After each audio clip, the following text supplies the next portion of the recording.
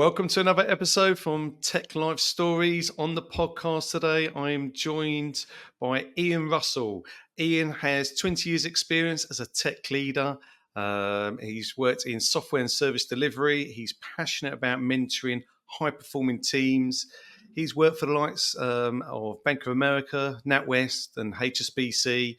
He has certifications in Lean, Scrum, customer success and ITIL certified as well. He's got a Bachelor of Computing from the University of Greenwich. And for his personal achievements, he's a martial artist and he's a professional TTRPG Games Master, which we will touch on later on. But welcome to the show, Iain. How are you? I'm very well, and thank you for inviting me on, No, Can. no, Hopefully, some of the things I say will be interesting for people. I'm sure they will be. I'm sure they will. Why don't we start with? I gave a bit of a sum up there of you. Why don't you give us a bit of a sum up of you, and then maybe go back to why you got into the world of technology? Yeah, so originally, way back when I was tiny and little, my I used to play lots of football. Loved football. I was going to be a professional footballer. My dad decided when I was 8 that probably wasn't a good idea. This was pre-Sky, so there was really no money in it. The Scottish footballers, if you were good, you might retire and run a pub somewhere in Arbroath. No offence to Arbroath, but it was not it wasn't prestigious at all. So my dad was very much about pushing technology. I think he was quite ahead of his game. However, his approach of doing this was, I think I got a ZX Spectrum 16K maybe, or way back, rubber keys and stuff. Yep. And he gave me a book of Fortran coding, which is obviously military grade programming, and which was quite terrifying as an 8-year-old. So what we effectively did was we used to program together and create like football match simulators. So that was my premise. That was kind of got me into the tech path, and I followed university. It's high school. There was some technology. Went to Greenwich University, as you stated, for my computing degree. Failed my first year there, partied too hard. Realized that's probably not the best thing to do, and had to get a job to kind of pay my way through. I became a fitness instructor. I decided because I was already teaching martial arts and things like that as well, this was kind of like a natural progression, and I got paid, which was remarkably useful. Yeah. Um, I continued that all the way through university, got my degree, um, didn't go into IT after my degree. All my friends did, but I didn't. At the time, it was my body is my temple and holier than thou, and I must only, even though I was earning, I don't know, 6 times less than my friends, but I felt righteous about myself. It wasn't actually until a couple of years later where I got married and I had a kid. I've got 4 daughters, so this was like my first child, and part of me thought, oh, I should probably try to make sure that I can do something with my degree and everything else like that. So, yeah, that was my first foray. Even then, at those times, no internet, no real job boards as such. I was scanning through newspapers, and everywhere I looked, it was all about you must have a year's office experience. I'd never had that. I'd worked in a gym. Yeah. I lived in tracksuits and stuff. So I ended up getting a job with one of these kind of high street retail loans, banks types things, and did a year there, which was interesting. I think it challenged my ethics sometimes, Mm. but I was doing it for the end goal of I wanted to have that year's experience to get me into IT. And then, um, the first kind of job on my profile is a company called Braid Mercator. And I basically got this job through a network. They were hiring, they were a small startup, and they dealt with B2B. And it was like Swift support and payment systems and supporting banks with kind of transformation for financial systems. And I happened to get a chance. They kind of goes, would you come in for an interview? And this was like godsend. However, at the time, I was very poor. I think I was having to go into London. I could only really afford, I think, one travel card to get into London. So I rocked up for the interview, and the first interview went really well, I think. But I was terrified about having to come back for a second one because I was just, I don't know how I'm going to manage this. So after I finished the first interview, I just asked. I went, "Can I do all of them today?" And it was kind of like a double take, and they were like, "Sorry." And I went, I want to sit all of your tests today. And I think there was four, I think, maths and English and, analytical thinking and this. And I remember just the guy looking at Paul Harknett, really, really good friend now. But at the time, I think he just looked at me like I was a bit mad. And to be fair, I was, I think, but I was desperate. Yeah. So I sat them all, and fortunately, I got the job. And I remember him coming back, and he just said to me, "You're a beast," and desperation. So, but I got that, and that It got my foot worked. in the door. And we've talked on the prelude before, but that first job in tech is so tough to get.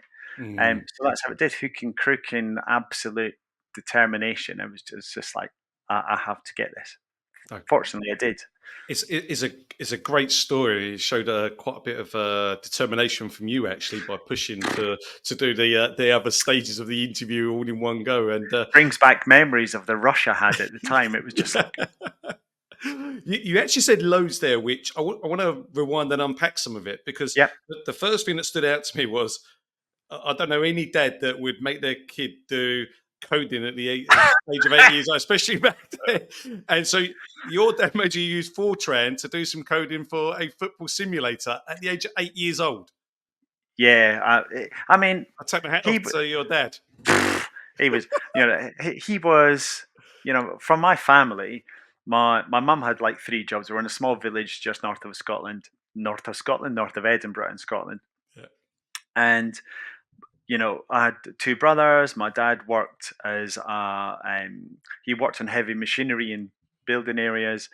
Um, in a previous existence, before he met my mum, he'd been like a technician in the Air Force, so he knew about electronics. He read a lot. Again, pre-internet, it was Reader's Digest and stuff, and he was always trying to think of this. And he was always kind of forward-looking, I think, and he had been a professional or semi-professional footballer and really didn't want me to go down that track. My mum, on the other hand, she looked after, because he worked away a lot. She looked after me and my two older brothers, and she was always she worked cleaning houses or cutting hair or sort of doing. Taking people's clothes up and down. So I just always saw them working. How they got me, they must have scrimped and saved to get this thing for me. And yeah, and then I think there was some deep sadist in my father to get me to do that. And I remember having good fun, but I think my it hurt my head quite a lot. yeah, I can imagine. Really. I just out of interest because you mentioned you got two other brothers. Did they do the same to your brothers as well? Ah, no, not at all.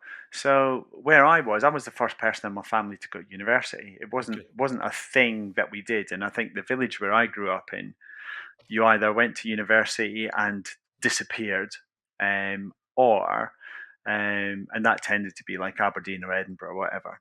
Um, or like if you're my family, you just kind of everyone sort of left and they stayed at home. And there was council houses, or you might get a job in the local shop serving people, Yeah. chip shops, things like that. So that yeah, it was kind of my path was a rarity, and I really remember that when I left, because obviously I came down to Greenwich for university.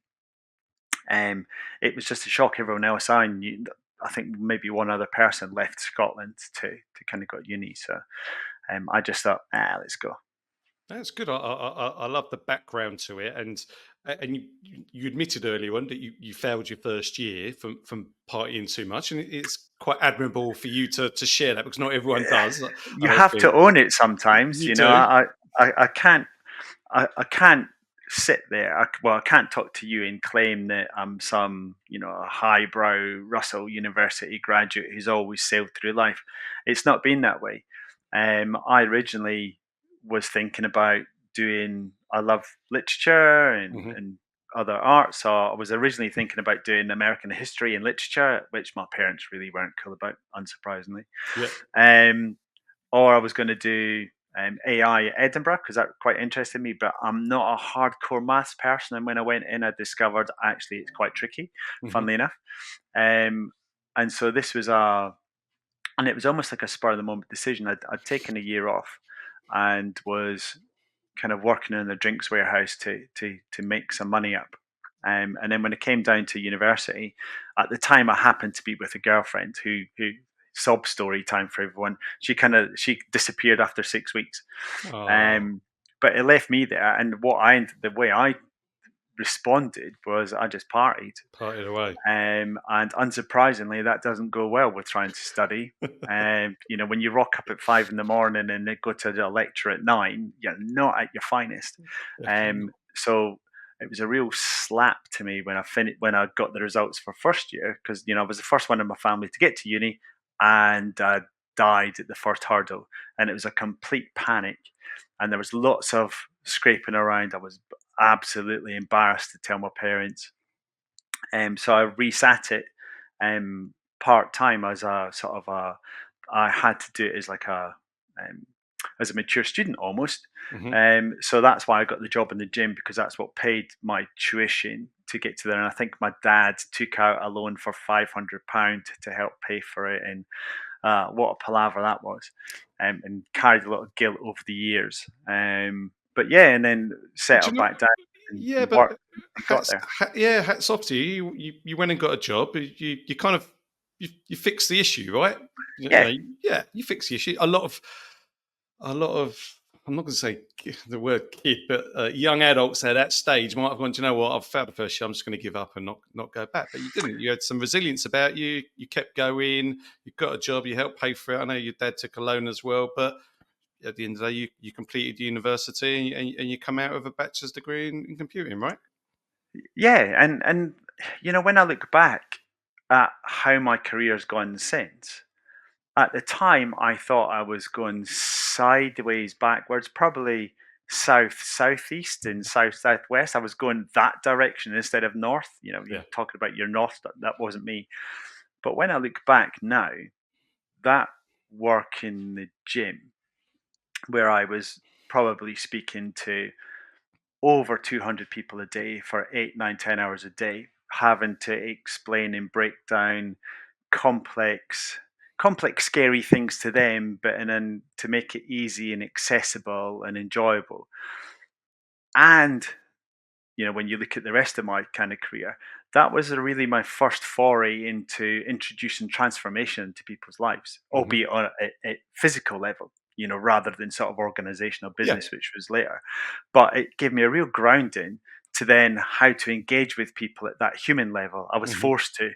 And I think that if I hadn't had that failure and then subsequent job in the gym working all the time, I think my life would have been very different. So it's, in a way, what was initially actually, I think, has turned out to be a massive bonus. Yeah, no, I agree with you there. And obviously, you mentioned you eventually got your foot in the door. You got your first job Yeah. in tech. Um, we don't have to talk about every organisation you work for, but just talk me since that first job, the kind of steps it's you've taken, and did you choose those steps, or were some of those through promotions? And I know we've had a conversation off air, but obviously you fall into the kind of contracting world as well. So I'd be interested to Yeah. hear your thoughts and why you've done that as part of the journey. Yes. So I was exactly, Kant. So I was part of the traditional route. First of all, it was permy is where I was, or permanent. Sorry, permy is a little bit derogatory, but permanent I was. Yeah. Um, and I'd say my path is kind of zigzagging, really. And if it's by design, it's not mine. I think I've fallen into a lot of things that I've seen an opportunity and I've gone for it, or I've been really lucky and I just happened to have like the right support and I was in there at the right time, right place. But from that first role, which was very much about having a whole stack of floppy disks and go to data centers and being absolutely deafened by machines blasting, um, I kind of stayed in that industry for a couple of years. Um, I then, and as part of that, we were dealing with a lot of customers. So actually, that kind of permanent role, but consulting, was really beneficial because I got to go into a lot of companies and see different styles, different engagement methods from people who, it was a really good grounding into how companies worked. Hmm. Um, one of the big points from a permanent basis was I moved to a treasury team, and you're talking about my jumps between kind of permanent to contract. I had originally always thought that contracting was only for the elite. I thought it was the best of the best. I thought if you hadn't gone to, Oxford or Cambridge, or you weren't the top elite of everything, that it was closed to you. And I was working there with a person who I won't name, in a department I won't name, but there was a bunch of permanent staff and contracting staff, and it was one of these scenarios where we felt that the from the contracting side wasn't as diligent as the permanent staff, and there were certain things that were kind of allowed for the contractors that weren't for permanent staff, although we were reimbursed less. Contractors always they did earn more. That wasn't a lie. And in those days, it was pre-IR35, so you could make a lot of money very quickly, very easily. And it just happened to be that we were having I think it was an annual review, and I was basically informed that I hadn't made the grade, that people were very disappointed in me and everything else. And I looked across and just thought, wow, really? Um, and I chatted to this guy before. He kind of walked through what he did and the numbers involved and everything like that. And so I just thought, I think I can do this. And so I quit. Quit I your took the perm job. chance. Yeah, to quit the perm job. And in my ex interview, I said it was because, you're not paying me enough for what I did say that the dreaded. No, I want better money. This, you've got people earning like 2, 3 times as much as me, and I'm doing 2 or 3 times as much work. Mhm. This doesn't fit. So that was interesting. That was quite scary because I think by then I had two of my four daughters, not me personally, obviously, but I'd fathered two of the four daughters, and yeah, it was kind of a scary period, but fortunately I got a contract. I interviewed for lots of places, and as I mentioned to you in a kind of our pre-chat, that when I did go for the interview for the job that I got, I didn't know what I was doing. I had no idea what a contractor earned. I didn't know what was involved in contracting. I just knew I didn't want to go through what I was doing before. Um, I went through the interview, which was really interesting because they were asking me a whole bunch of questions which I kind of knew, Mhm. and so for the things I didn't know, I just stuck up my hands and went, "Yeah, I've got a fair idea what you're on about, but you know what? If you hire me, I will learn it. I will find it out. Yeah. I don't know everything now, but the potential and my drive, I'll get it." Unfortunately, they said yes. Then my naivety and my innocence was shown again because they asked me, "Well, what do you want for your day rate?" I had zero idea. I couldn't even pick any number to tell you. It was all just like, and on the silence, I think they kind of just went, and they threw a number in at me. And I just went, quick calculator, I think that's good. Yeah, done. And they brought me in on this, what I turned out to be like the lowest rate you could possibly get. But it was far more than what I was getting. And you know what? I didn't care, actually. It was more than I was getting. I figured that the opportunity would enable me to go further. Mhm. So, and yeah, it was just one of those. I'll take a chance, not quite eyes fully open, Yeah. but it turned out okay. And then I ended up being there. So that was EDS, and then I was there. They were sat within ABN AMRO, and that was their kind of managed test facility. That was my first involvement in working with big teams who were responsible for handling change through an organization, and helping various application teams throughout the bank deliver their software change all the way through from all the non-production environments right into production and DR. So it was really, really complicated stuff that we were working on in a lot of the cases. But it was great because I was contracting and I was bouncing around every couple of years into another area. So that was with ABN AMRO, and I think I covered most of the bank apart from back office, I think it was.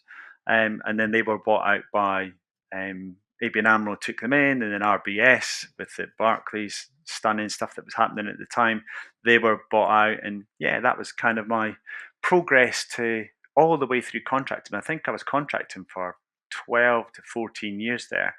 Wow, it's Then a long, long time. yeah. Then I got headhunted by people at HSBC again Mhm. from one of my friends that I made from my original job. So, and this is a thing I'll go back to all the time in this. Your network is the thing that you should water often, and in my bad periods, it's where the network's not been great. Where I've been fortunate is it's always my network that's come through for me, not job pages and LinkedIn and things like that. That's actually been pretty poor for me. It's always the friends I've made along the way who have got memories of me doing good work. Yeah. So I then went to HSBC and I was there for 8 years. Yeah, 8 years contracting. Then I went to NatWest RBS and the job banking side. I think that was for another 3 or 4 years contracting. Okay. Um, Then I went to a startup which is permanent. That was where I headed up several functions as we were building out their service model.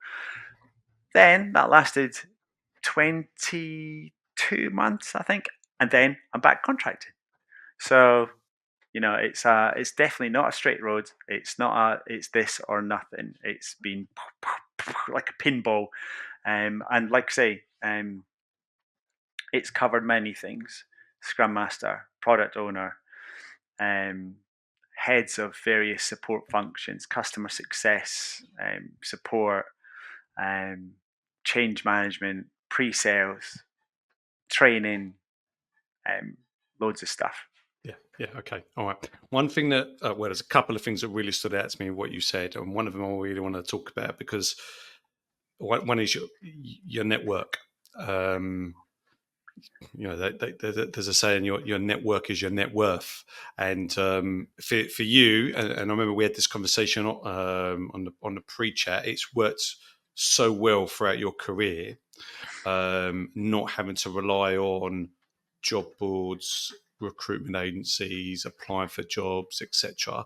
You've had success from your network and building that network. Now, I would say the majority of people are probably the other way around. They rely heavily on job boards, LinkedIn, don't utilize their network. Now, I actually think there's a place for a network. And actually, we recently had another lady on called Gemma Lavin who also talks a lot about her network and utilizing her network, not just from a job search perspective, but just actually having really good thought leaders that she can talk to and bounce ideas off. So if I'm a newbie into the tech world, because this is what this podcast was originally set up for, is helping these newbies and Yeah. learning stories, etc.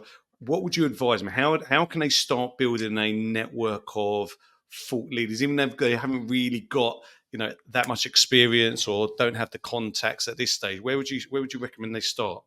Yeah, so this is where I see the value in things like LinkedIn. I think it's I mean, in people's interests change over time, but I think LinkedIn is a very good platform for you to be able to go on and build those networks. Don't be afraid to message someone and say, "Hey, I'm really interested in the area that you're doing.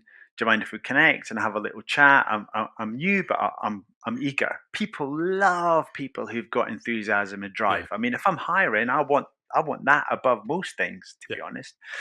Um, do that. Look through. I mean, now you've got Chat GPT and everything else. You can even just do a quick scan and you get a bunch of names, and that's a cool place to start. And then what I would do if it was me now, learning what I've learned, is that I'd look through these people, look at their posts, try to find someone that resonates with you as a person, because you might like the topic, but if you think that they really there's a lot of friction between how they are as a person, how they communicate, how their network communicates, you you know you don't need to do it. Go for things which you get attracted to, and then lean into it. Speak to them. Try to find events that they're going to. I think now there's maybe it's information overload. Maybe there's just so much to choose from that it dilutes what you're doing. But I think if you stay focused, Mhm. and determined, and do that initial pick 3 or 4 people, and then just go into it. I've got, I think, 4 or 5 that I just consistently follow, across various topics, and then some general ones, that I love. And yeah, it's um, and it also helps that once you're in that first job, and you've got your LinkedIn stuff, look at who the people that you admire amongst your peers. Look at who they follow. There's nothing wrong in being, that that's flattery almost, to say that, hey, look, we're following the same person. I really appreciate that. And use your network to build your network, and Yeah. there's nothing wrong in it. No, I don't think there's anything wrong with it at all. Let's be honest, I think it's quite brave of individuals that Yeah. are happy to step out. I think some individuals would probably feel comfortable doing that. Some wouldn't. I would say. I mean, I don't know what your thoughts are. Maybe those that aren't as comfortable. Um, I would say maybe looking at kind of like some forums, maybe initially to see who's in there and seeing, like you say, who resonates with them, and maybe commenting on a post or two, just so they kind of get noticed maybe before they reach out to someone. Or I really like in-person events. I don't think you can beat an in-person event. Um, Going Yeah. to some of these IT events and bumping into people and meeting people, and you can explain to people that you're new to the world of technology and you're looking to learn and you're looking to develop and you're looking for thought leaders. I think people will find that quite refreshing, actually, and I think people will be open to that. Yeah. No, I agree. And then, yeah, sorry, I looked like I was always going to No, no, burst in, no. so I do apologize. That's But okay. everything you're saying was really resonating with me. And when when you go back to talking about, say, someone's more reticent, they're not as forward, Yeah. and with that extravagant flair. What I find, following someone is that's a non-intrusive way of Yeah. saying, hey, look what you're doing. So LinkedIn following, reading the post is cool.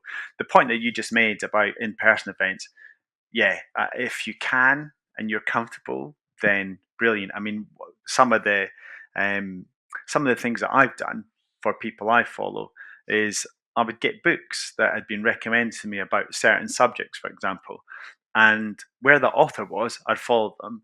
And if they were doing particular events like conferences or things like that, I'd see if I could Yeah. attend, especially in local areas. Um, and exactly, you say, building that connection in person is really quite powerful, because the number of times where I've stuck up my hand and asked a question, and I've referenced that person and something from the book that they wrote which resonated with me, Hmm. and suddenly it's like, pow, there's something there, and then we've ended up becoming good friends, and I follow, and and even if you're not a good friend, you've still got that kind of professional appreciation of each other. That's worked. And I think your other point about, if you are going to go online, engaging in conversation that's not just banal, that provokes questions and Hmm. thoughts, um, that's a really good way to kind of keep engagement going, and just build it up over time. It doesn't Yeah. need to be like every 20 minutes, but it's good to just sort of show yourself. Yeah, no, I agree with that. And you mentioned earlier on, I think you've got 4 or 5 kind of thought leaders that you follow, Yeah. as well as some others. With those 4 or 5, are you in a position where, if you had a query or you wanted to, find out more from them about what they thought of a certain subject, you're comfortable to reach out to them and talk to them? Yeah. Yeah, yeah, Yeah. And it's what I like about following, like, thought leaders, is I'm always really curious about who they follow as thought leaders, yeah, because it's like, well, who's the person I'm looking up to? Who yeah, who do they value, sort of conversation with and engaging with? And yeah, so it kind of can lead you down sort of rabbit holes, but it's a good way. And I think where I am now, um, I'm comfortable, and most people, if they have the time, really don't mind answering a genuine question that's relevant to what they do. yeah. I agree with you. Well, if I had someone reach out to me that was new to the industry, I would Yeah, help them. Yeah, 100%. I wouldn't have any queries or issues with that. I think we're in a world now where information is readily available at any time, right? So we're online now, so it's the way of the world is. So yeah, I completely agree with you. Just to go back a little bit again to something you mentioned, Yeah, obviously you were being a contractor.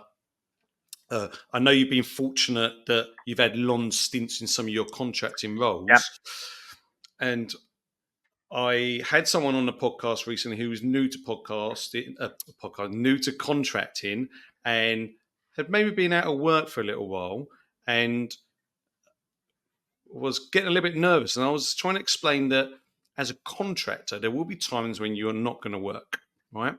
There will yeah, be times when either your skill sets aren't needed at the time, or you might want to do a bit of training development, and to prepare yourself for that. I know you've had a little bit of time out as well. How do you, as a contractor, kind of prepare for that? I think it'd be quite interesting because we haven't had like an out and out contractor like you on the podcast yeah. before, so it'd be really interesting to hear what you've gone through in the past and how you overcome that as a contractor. Yeah, and I think it's important to set context now as well. Is that contracting now is very different to what it was contracting when I first started. Hmm. Before IR35 came in, which is, for anyone who's unfamiliar with it, is all Please. about you as a self-employed person actually being designated as an employee Hmm. of the company. So you get hit by company tax and personal tax. And the way you get around that is you mediate between yourself and the company by an umbrella company. They sit in the world, and normally it's worth paying just to let them deal with the hassles. Yeah. But what was always told to me, and a good point you made is when I was contracting, that's when my family was growing. It was quite scary, and I will not kid that I worked almost every single hour of the day if I could, because I was utterly paranoid about not earning. Yeah. Um, the advice at the time, and I think it still holds true whether you're permanent or contracting, is to always hold at least 6 months of your bills in your bank account. Keep Okay. that safe, keep it tucked, because as a contractor, you will have periods probably when you're out of work. Yeah. The other bit as well to consider is that when you're in an employee, when you're an employee of a company, often you get access to training and you get these courses and it's wonderful. When you're contracting, you're paying for all that yourself. I Hmm. mean, you mentioned my certifications. I've paid for all of them. I think even my ITIL V3 expert stuff way back was, I think that cost me 15,000. Wow. I'd probably say across everything, I probably spent the same as you pay for a master's or something. It's not cheap. Yeah. So you have to cater to have that money set aside for it on the mental understanding that this is to help you progress to the next one. And I think when you're contracting, you've always it's good practice to keep your eye on your next contract. Why am I doing this? What can I learn here to take Hmm. me to this next one? Um, like I said, the other bit as well is to make sure there's some money set aside for your bills, to set aside for your training. But the other part as well is that normally when you're contracting, if you're not working, you're not paid. So holiday is, you're not in the office, you're not getting paid. Yeah. So you have to be aware that, yeah, you can get paid great money over 6 months. You might get £1,000 a day and be thinking, wow, I can wear my gold shoes and wear goldfish in my jacket and stuff like that. But in reality, if you're then got 6 months off because you're trying to take that long to find work, then that thousand is not really 1,000 a day for the year. 100%. So you've got to be quite sensible Hmm. in that approach. Um, I mean, and you referenced my period out of work.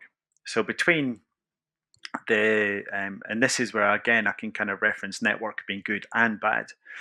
Um, it took me 50 weeks to find a role from leaving permanent employee to get in this role, and mentally it was hard. This job market just now is hard. I think Yeah. I applied for roughly over 800 jobs Wow. easily. And I think I applied for everything: permanent contract, 20 grand a year, 200 grand a year, whatever. It was just like, oh my God. I think I had maybe 50 companies get back to me. Really, most of the time, um, it was just tumbleweed. There was just nothing, and that's quite demoralizing. And but it was my network that opened up and worked from the past that got me into this position we are now. And I think that's a very important thing to consider, is always think about how you can package yourself. Like any sort of associate consultant contractor, you've got to do all your brand and marketing yourself. Hmm. um so have an idea about how you want to sell yourself to people. Have CVs ready, be prepared to have conversations just ongoing. um and don't give up. That's the hard bit. The hard Yeah. bit is to just step up every day and keep going. And I know personally it was hard. I ended up getting like help from the NHS. They've got like a touch therapy type thing Okay. that just sends you, and you can just chat with them like once or twice a week and just talk about what you're doing, how you're getting through, and everything else. Um, my other recommendation is that, because the job market is so volatile just now, that when you are out, it's out for a long time, is the mistake that I made was not getting the job seekers allowance support straight away. Hmm. I would say put aside your pride, apply for it, because if anything, that'll cover you until you do start working, or at least it'll cover some of your bills and everything else and take some of the financial pressure away from you. Because that's the real killer, is you're just sitting there thinking, I've got bills to pay, I've got obligations still to meet. The world doesn't care really, but you've got to find a way. And I think if you have that, try to keep your spirits up. And it's such a throwaway comment. Get out, do your exit. My martial arts and everything else is try to stay active, keep the mind going, Yeah. keep reading your materials, keep keep learning. Don't Mm. because otherwise you very quickly find yourself like the stuff that you learned is 5 years out of date and no one wants you. So yeah, hopefully that will keep you in a good place to go into your next role. Yeah, I think there's some really good nuggets there. I like the fact, like you say, put aside 6 months worth of money. I think you kind of have to be really good operationally to know that there are going to be times when you're out of work and you Yeah, need need money to, and you need to think about, like you say, if you're going to take a 2 week holiday, I'm not going to get paid for those 2 weeks. Have I covered myself for those 2 weeks? So yeah, I completely get it. And we are in a very, very volatile job market at the moment. It changes from one day to the next, and we are yeah, seeing unprecedented levels of applications for jobs, of individuals that have been out of work for 1 week, 1 month, 1 year, even and applications of those of individuals that are in work. So you've got a wide variety of individuals that are looking for work, and obviously, as an owner of a recruitment business, it's really concerning, I would say, where the job market is at the moment, because not that I have people on, in tears, but the stories that I hear are yeah. heartbreaking. And actually, you've touched on something which I've recommended to a few of them, and that is JSA, going to apply for that straight away. I think a lot of them are Yeah, too. A lot of them are too proud, and they're thinking, "Well, I'm going to get a job soon." we love to be optimistic. We Yeah, love to sit there and think that, hey, look, I've been working for 5 years, 10 years, 20 years. Why would my skills not be important? Hey, look, I was a really important person there. But if you, going back to your network again, if you don't have that real relationship, you're an unknown punt, yeah, really. And normally, even talking about the jobs that are offered in LinkedIn and recruiters, probably what 90% are normally done internally. hmm, So it's through those kind of recommendations and that the real jobs go in. And as you said, when I was applying for jobs, I was just watching within 20, 30 minutes, seeing hundreds turn into four figures yeah, applying. And it's like, if I'm not in that first 5 minutes, I'm probably not even going to get looked at. And yeah, I'm still getting I'm still being turned down now for jobs that I applied for last July and August. I'm only now getting a letter saying, "Yeah, sorry, you're not interested." And I'm like, "Thanks for that." So But I have this conversation regularly with individuals, and for me, maybe this is where technology has not helped us, because what happens is that these organizations post jobs, or recruiters post jobs, on a ATS, an applicant tracking system. yeah, And when you apply for that job, if your CV doesn't have some of the matching buzzwords of that job description, um, you're discarded straight away for that job. Now, you wouldn't have applied for that job if you didn't think you could do that job, right? yeah, Um, so yeah, but it's true. And then the problem is then that sometimes individuals, and this is no disrespect to some of these people I'm going to talk about now, but sometimes in the recruitment sector, particularly, we are employing people who are in their just come out of university in their early 20s to make a judgment on an application of someone like yourself who's got 20 plus years. Do they really know what they're reading, and can they really make that right judgment call against an organisation's job description? I'm not sure they can all the time. And I think sometimes, unless you know exactly what, if you specialised in, in the ITSM industry, and that working in an agile environment is not too dissimilar to working in a Scrum environment, etc. If you're new to that and you're just trying to match a buzzword, then there's something wrong there for me, and that's where I think a lot of individuals get frustrated with the recruitment sector. yeah. I mean, I'm going to touch on a couple of points you just said actually. Yeah, So regarding recruitment firms, I think in a way you should treat that like you're networking as well. Once you've got a good recruiter and you've had a really good experience with a company, I think you keep them as close as possible, yeah, because when times are tough, for example, say I was dealing with yourself, for example, and you'd already done something great for me, I would be crazy to just discount you and then just think monsters.co.uk is yeah. going to help me. I think keeping that relationship going, even when I'm still in work, keeping you up to date. This is what I'm doing. Keep understanding how you are as a business still going. I think that's clever to keep doing that. Um, and my experience regarding the ATS ones, I went down the road of a desperation. I had 6 months money and it went, and suddenly it was like, oh my god.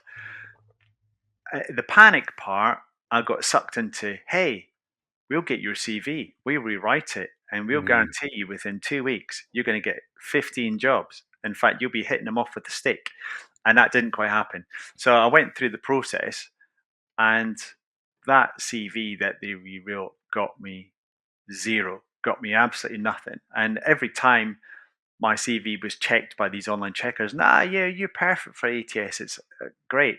That then made me even more depressed because I couldn't even blame the ATS yeah, for not hiring. I didn't have that filter. I was like, oh, I must be really bad. So I'm I sure think you I were. think it's a double edged double edged blade. That one is like, Yeah, when I've got through this filter, that means you're hitting a human, or it's just such a big bucket of. I mean, I think the reality is you get so many applications, you've got a human at the end. And to yeah, your point, unless they've got relevant experience and sort of sector knowledge,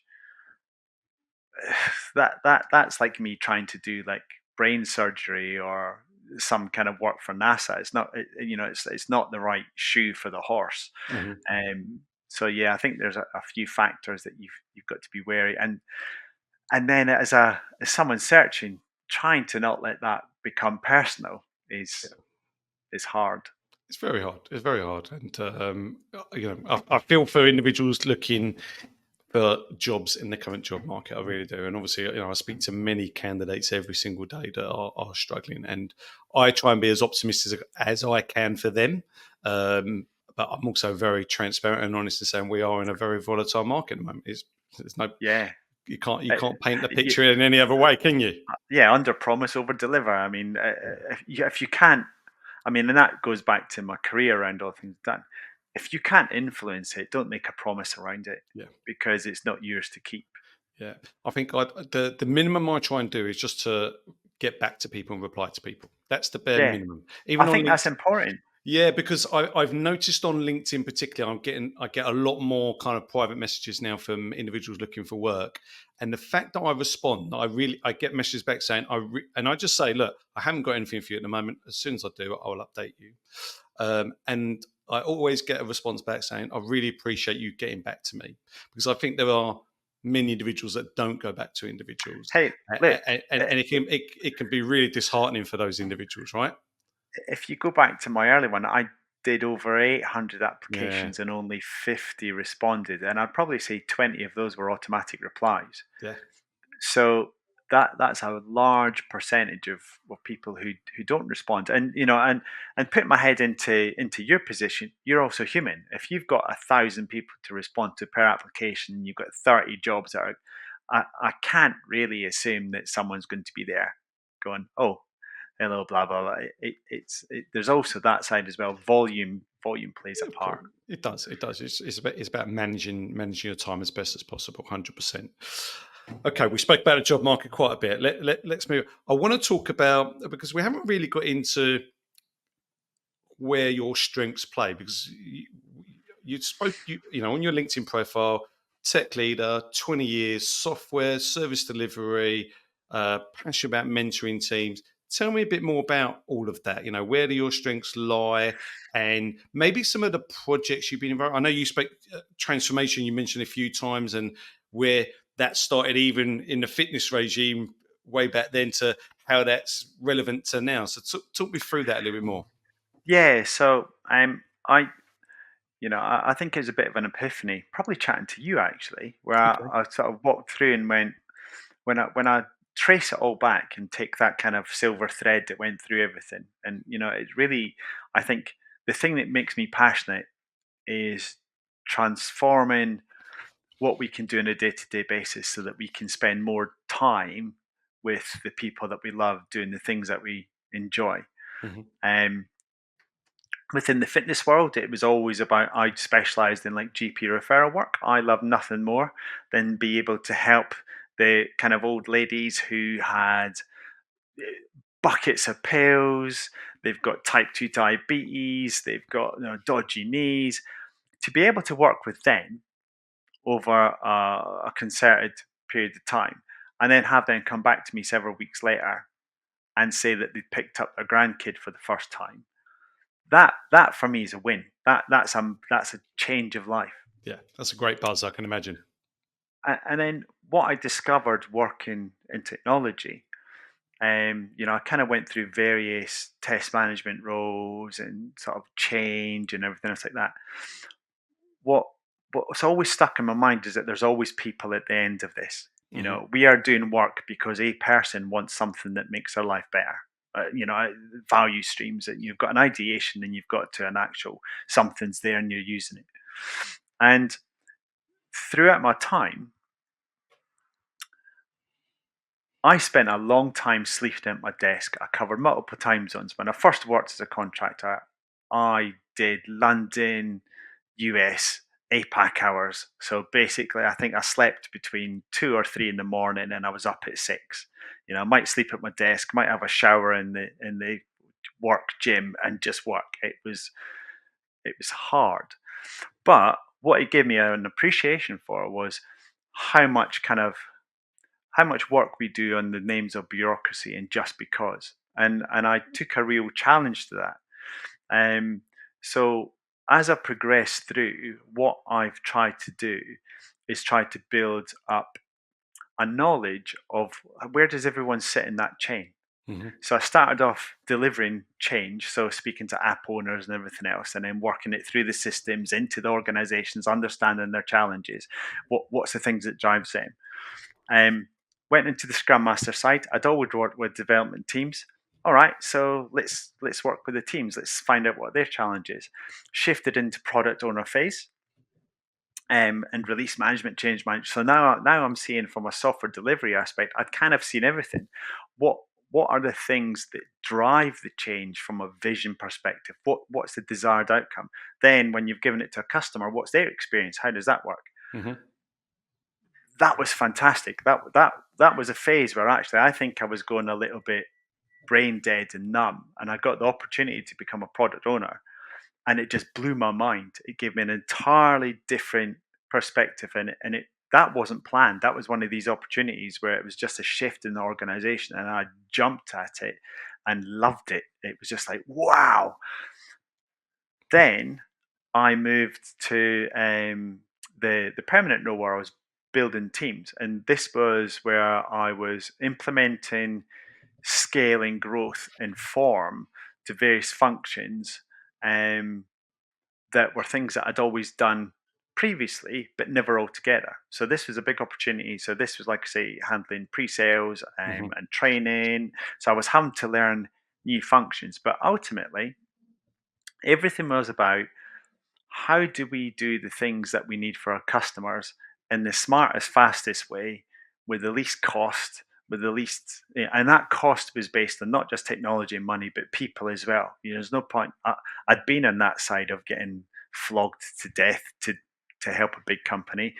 What I wanted to make sure was the teams who are working and the people who are working on those teams actually enjoyed that process and could benefit from it. So um, that was fantastic. That was great. I got to work with external customers, speak to them, understand not not from a company side where I tell them what value is, but they were telling me what value means to them, so I can then translate that all back into the organization. So it was it was a company transformation, and from a customer centricity perspective, why are we doing what we're doing? Who's Hmm. benefiting? Telling that story and helping people do it in the best way possible. And then where I am now at Bank of America, we're doing similar approaches. What we're looking at is certain technology teams. We're looking at how they operate. How can we help them navigate a lot of the bureaucracy, the policy, the governance that kind of stops them doing the coding and the interesting work that they really want to do. I mean, that's why they're there. That benefits everyone. The people who are doing it love it. They're less likely to wander off elsewhere if they're actually satisfied in their job. The company's happy because there's more work getting done, hopefully of a higher quality. Um, and it creates what I hope is a much happier culture. And that's where I get my kick. I get my kick from, back to the old lady, I don't want people working 30, almost 30, 40 hours a day like I felt I was, but being able to do, right, say 8 or 9 to 5 or 6, whatever works for them, and then going home and having time with the family, and then coming in next day and being refreshed and happy, looking forward to interesting work again. That for me is what I think I bring. And you've mentioned before, I've got my martial arts, got my fitness, I've got my role playing games, my little nerdy geeky head on. All of that for me is about connecting to the human behind everything. That for me has really helped me understand how people respond to adversity and challenge physically and mentally, and trying to help them go through that transformation change journey, because it's hard. Yeah. We like comfort and we like the same things, and that's where I feel I put all my strength into it. I've got this kind of what I think is fairly holistic view of how an organization operates and how humans behind it and in it operate as well. So do you think because you mentioned a couple of your personal interests, martial arts and role playing, they have they help you with the process and the thinking of what you take into work? Is that what you're saying?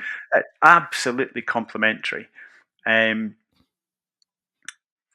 Fitness and martial arts is all about handling the body. What's more complex than our body and how we engage with it? And when you train with something, it's very hard sometimes for someone to articulate what they're thinking, what they're going through. So you've got to be able to read them. Taking that thought process into the organization really helps, because you're looking at you're looking at what kind of routines help benefit things. You could call it almost like a workflow process. But then you bring in the role playing aspect, and that is about handling a whole group of people, making up a whole bunch of made up stuff that you try to gel into a story that everyone loves. Now, isn't that marketing, really? Mm, There's a whole bunch of stuff that we put in, which enables me to take all of these different disparate events and bits of complexity and then weave it into a story that everyone in that journey enjoys and is part of and is proud of. And what I find it helps me be able to do is obviously to deal with challenge. I think it helps me be resilient. It helps me be flexible. Helps me be able to handle things happening on the fly and sort of stay calm under pressure. mhm. And as anyone knows who's been working in anything which involves change, there's normally lots of stress that kicks around with it. Yeah. And yeah, so I think those sides help and have helped throughout all my years my ability to deliver change within the various organizations I've got and build out my network. You know, but both of those areas they're full of humans and they work in IT and this and that and whatever. So it's another way to meet people. Oh, I like the added bonus of building a network at the end. That was quite good to hear. Yeah, yeah, Yeah. really good. Yeah, yeah, yeah. But one of my groups are all very, because we're all old now, obviously. But we've all got senior positions in different areas and banks and various organisations. So um, there's a real opportunity to take that social side and help it nurture your professional side as well. Yeah, that's good. And we support each other. When it was hard for me, Yeah. they were just as valuable as my partner. They were there to help pull me up. And same for sports martial arts. Go and stay community. If you isolate yourself, science shows you that you'll die probably fairly quickly. But if you have a strong community, whatever Mhm. form that takes, you're more likely to get through those harder times. Yeah, I think, well, community is key, right? I think, Yeah, and you've got a few. You've got the role yeah, playing, you've got the martial art, you've got your technology community. So it's great you've got those communities. We're kind of coming towards the end of the podcast, and I've got a standard format I try and stick to or work to, and we've covered yeah, most of it. I suppose the last couple of bits we haven't covered would be interested to hear your thoughts, or I suppose the future of technology. When I say technology, let's talk about transformational change, because that's a yeah. big area for you. And where do you see that going, and the challenges behind that as well? Um, I think anyone who's had any sort of access to LinkedIn will probably see the complete annihilation that Agile gets currently. Scaled Agile gets a big kick in from everyone just now. I'm a big fan of value stream mapping. Talking about the people that I follow: Steve Pereira, Helen Beale, Value Stream Consortium, Team Topologies, Manuel Pay, Matt Skelton. I think we've been very process driven, and as we've kind of gone along, and I think COVID helped us, with better realization that there's people behind this, and it's something that really appeals to me. What that's looking at, especially value stream mapping, is a very good way to look at all of the various steps and the humans behind it that's involved in getting an idea out to whoever wants to use it as quick as possible. Um, and for me, understanding how you impact people and the culture of the organization, that's what's going to help you transform. There's so many projects I've been in that weren't successful because it's a directive from someone. There's not complete buy-in. There's not an understanding of how it impacts other areas.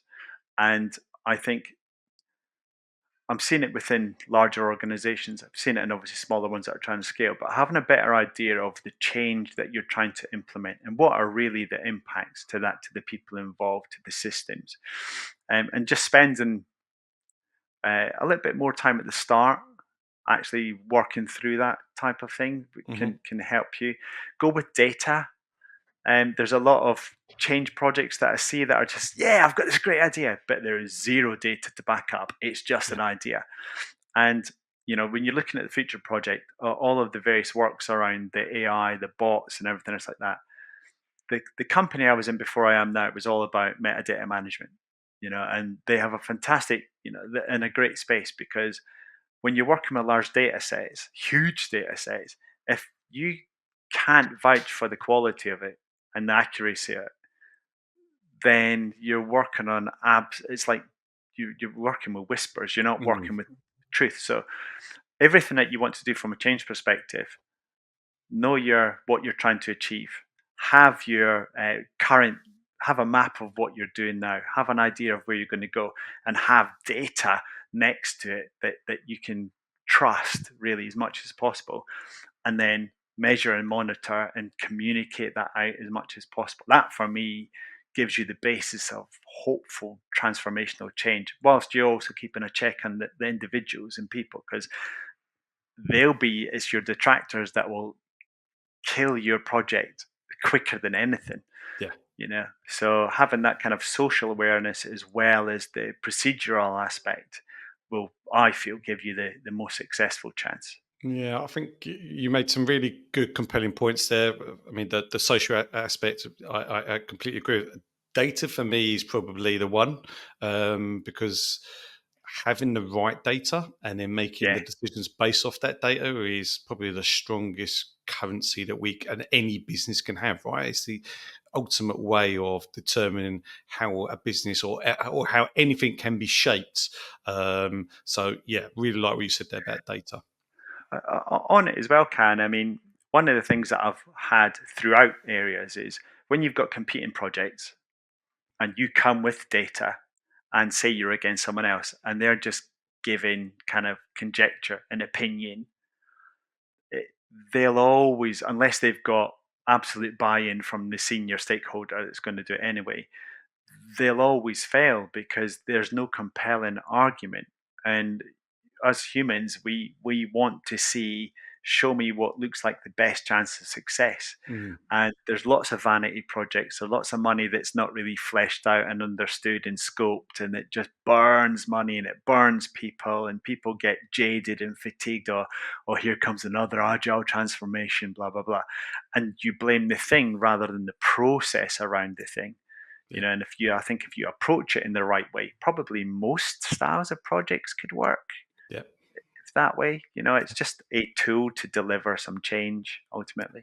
No, definitely, definitely. I love the whole concept of what you're talking about, the whole value stream mapping process. I think it's fantastic.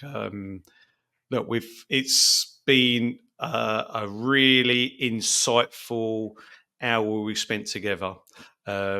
We have come to an end, unfortunately. Obviously, we could Hope I probably didn't talk too much. Sorry. well, I was going to say we could probably talk a little bit more, but we'll save it for another time. We'll get you back on the podcast. But are there any kind of like last remarks from you before we say goodbye? Mostly around the key point that we're talking about is when people are struggling to get back into the game. Mhm. I think the first job and getting reintroduced to work after not being in work are probably the hardest experiences I've had Yeah, ultimately. And I think it's just surround yourself with people who love you. Um, Try to stay positive. Do some physical work as well as mental work. Spend time with pets and stuff and whatever your community, and just get up every day and try a bit more. yeah. Just keep going because it hopefully, fingers crossed for you, it happens. Yeah, no, I think it's a great point to end on.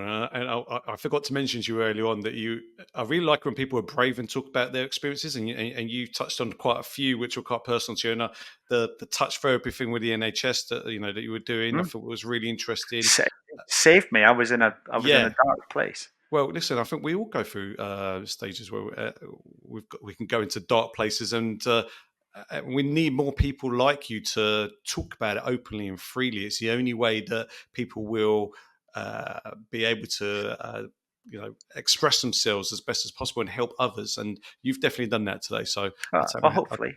you have. I only really know how to be me, so hopefully it's helped someone. Definitely, 100%. You've given a fantastic account of yourself. So thank you very much for that. Would you be happy to come back on the podcast in the future? Yeah, sure. You know I can talk. Just for me, you know I can talk. That's what I wanted to hear. Well, listen, thank you very, very much. You've been a fantastic guest today, and we will catch up with you soon, okay? Thank you. I've been Cheers, mate. honoured. No problem. Thank you. Bye-bye.